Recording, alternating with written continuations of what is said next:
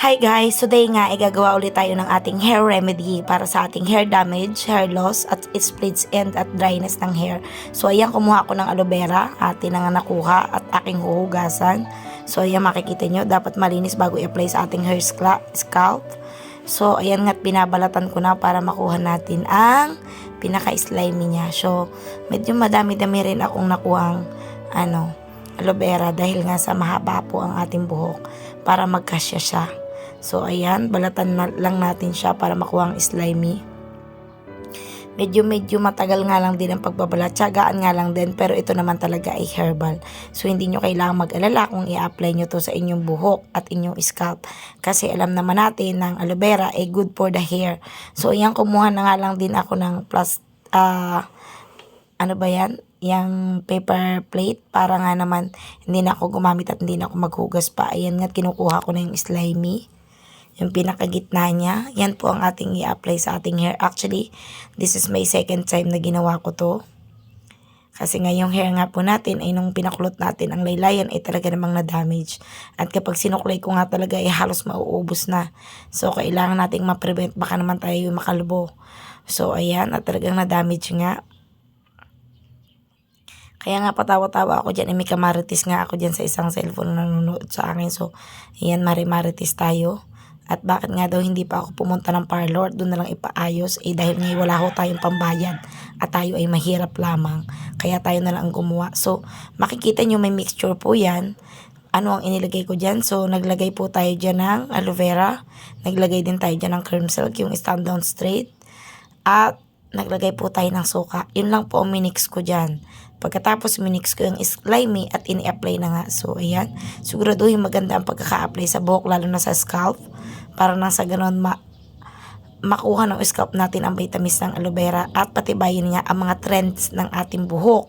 Ayan, kung mapapansin nyo, ayan, kung dati nga kayo na dry, so nasusuklay na natin siya ng medyo maayos-ayos.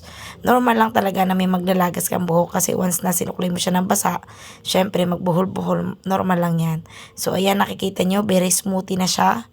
Suklayin, ayan, so makikita mong epektibo talaga siya. Very smoothie. So, ayan, ligpitin na natin. Tapos na tayo. Ayan, at suklayin na nga lang natin ang suklayin para nang sa ganon. Ano po ang dahilan bakit natin kailangan suklayin? Yung po mga splits ends. Ayan, kailangan madaanan din siya. Madaanan din siya ng aloe vera para makakuha din ng vitamins yung dulo ng ating hair. Kaya kung mapapansin nyo, una ko siya kaninang nilagyan para mas matagal siya mababad kasi nga may gamot siya na kinulot dati, yung gamot sa kulot. So inuna ko siya lagyan. Ayan, very smooth na nga yung pagsusuklay natin. O diba? Medyo happy nga ako dyan kasi natutuwa ako sa resulta. So ayan, no need to go in parlor. All is natural at hair remedy lang na matatagpuan mo lang sa paligid-ligid. So, napakababa lang ng gastos. Magkano lang yung cream silk? 9 pesos. So, ayan.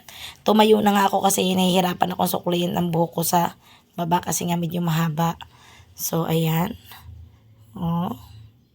Kimbot pa tayo kasi natuwa talaga ako sa resulta ng pagkakagawa ko sa hair ko. So sa mga gustong kumuha niyan, huwag kayong mahiyang sumubok, huwag kayong matakot sumubok, all natural naman. So all I have to do is aloe vera, kumuha ng cream silk, any kinds of cream silk. So kumuha ng konting suka at i-apply. By the way, maraming salamat po sa panonood, sa pagsuporta sa mga videos ko. Ayan. Dahil po sa inyo, 17K na po ang ating mga followers. So, maraming salamat sa 17K followers natin sa pagsuporta, sa pagtangkilik po sa aking mga video. Sana po may natutunan kayo ngayong araw na to para sa ating hair tips, hair remedies, na no expenses talaga at hindi ganun kamahal. Not like pupunta po talaga tayo ng parlor. So, expensive talaga pag ganito kahaba, medyo mahal. So, bye-bye! Salamat!